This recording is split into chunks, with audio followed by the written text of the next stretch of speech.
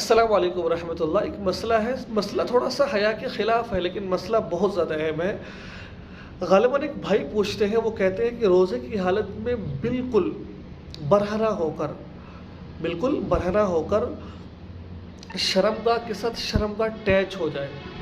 देखिए मैं क्या कह रहा हूँ, मेरी बात पर ज़रा गौर कीजिए। मर्द की शर्मगाह औरत की शर्मगाह के साथ अटैच हो जाए, दुखूल ना हो, मनी भी ना निकले, क्या इस सूरत के अंदर रोज़ा फासिद हो जाता है कि नहीं हो जाता? ये एक सवाल था। यकीनन आपके माइंड में भी ये सवाल होगा और बहुत सारे लोग इस सवाल को लेकर परेशान भी होंगे। देखिए, पहले नंबर पर अल्लाह के नबी से इस बात की इजाज़त चाहिए कि रोज़े की हालत में बीवी का बोसो किनार करना क्या ठीक है? हदीस का मफ़हूम है, आप सल्लल्लाहु अलैहि वसल्लम ने एक नौजवान ने इजाज़त चाही तो अल्लाह के नबी ने ये मना किया, बूढ़े ने इजाज़त चाही तो आप सल्लल्लाहु अलैहि वसल्लम ने उसको इजाज़त दे दी।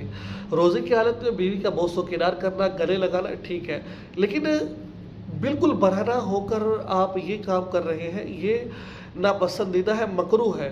अल्लाह ना करे ऐसा ना हो कि आप कहीं ऊपर के चक्कर में कहीं दुखूल ही ना हो जाए आपका। अगर दुखूल हो गया तो रोज़े की क़ज़ा भी आएगी, कफ़ारा भी आएगा, ठीक है? महज़ सिर्फ़ आपकी शर्मगाह अटैच हुई है, दुखूल नहीं हुआ है, ना इंज़ाल हुआ है, ठीक है? इससे रोज़ा फासिद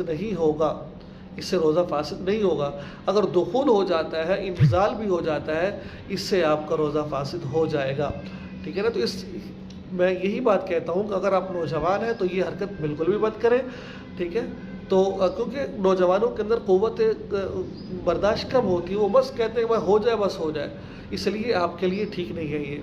हाँ, अगर जो अपने आप पर भरोसा है, वो अपने आप पर काबू पा सकता है तो वो ये काम कर सकता है, उसके लिए कोई हर्ज नहीं है, ठीक है? लेकिन उस सूरत में जब उसको अपने पर भरोसा अगर हो गया तो कफ़ारा भी और क़ज़ा दोनों चीज़ें आएँगी।